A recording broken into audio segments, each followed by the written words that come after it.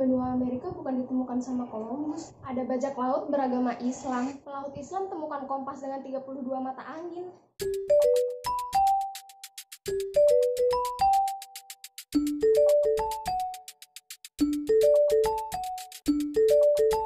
Assalamualaikum warahmatullahi wabarakatuh. Perkenalkan, nama aku. Kalian pernah dengar nggak sih kalau benua Amerika itu ditemukannya sama orang Islam? Atau cerita tentang Laksamana Cheng Ho, pelaut Cina yang terkenal itu? Pernahkah kalian berpikir kalau ilmu pelayaran yang dimiliki sama Islam itu udah maju banget sehingga banyak pelaut-pelaut Islam yang disegani di dunia barat maupun di Cina? Siapa saja mereka?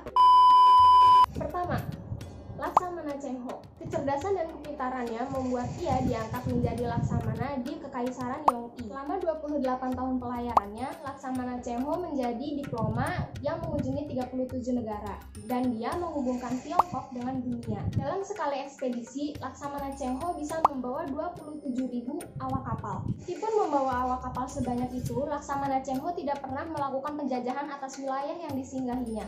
Dikabarkan, Laksamana Cheng Ho lah yang menemukan benua Amerika pertama kali. Kedua, Barbarossa bersaudara yang ditakuti oleh Eropa. Si janggut merah Barbarossa, Dua di Valo, si setan, dan pemilik segala kejahatan adalah julukan bangsa Eropa untuk Khairuddin dan Aruj Barbarossa.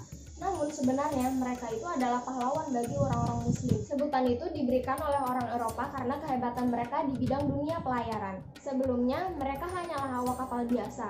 Namun melihat kekejaman pasukan Crusader terhadap pedagang muslim membuat mereka geram. Berawal dari hanya satu kapal saja, mereka bisa menyalahkan dan merebut kapal-kapal dari pasukan Ksatria Salib. Barbarossa pun akhirnya menjadi kelompok bajak laut yang paling ditakuti oleh orang-orang Eropa pada saat itu. Namun bagi umat muslim mereka adalah pahlawan. Bahkan kerajaan Ottoman memberikan kedudukan admiral tertinggi bagi Barbarossa. Ketiga, Ahmad Ibnu Majid. Ia diberi julukan sebagai singa lautan.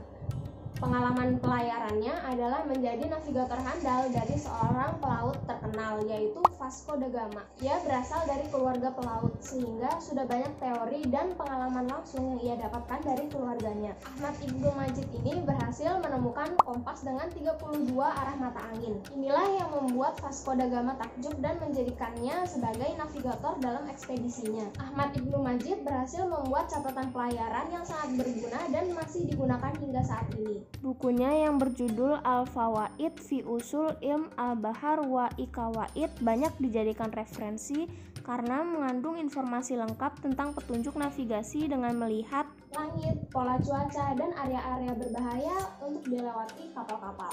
Keempat, Turgut Reis. Turgut Reis adalah laksamana muda ahli kelautan penerus Barbarossa. Sebelumnya ia bekerja untuk pasukan Spanyol Andrea Doria, namun ia segera kembali ke Turki dan kembali bergabung ke pasukan Ottoman. Akhirnya dia menjadi musuh dari mantan atasannya, Andrea Doria. Turgut benar-benar menjadi ancaman besar bagi pasukan Spanyol. Berkali-kali dia berhasil membodohi pasukan Andrea Doria dengan strateginya. Berkat kehebatan dan kecerdasannya, Turgut berhasil diangkat oleh Ottoman menjadi penerus Barbarossa.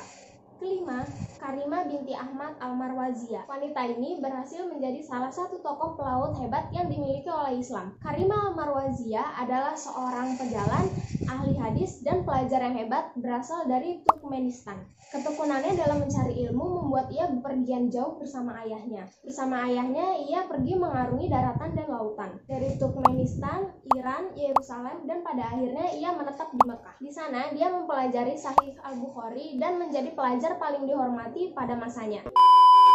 Nah, itulah beberapa profil dari pelaut-pelaut hebat yang dimiliki oleh Islam. Semoga ilmunya bermanfaat. Wabillahi taufiq wa hidayah. Wassalamualaikum warahmatullahi wabarakatuh.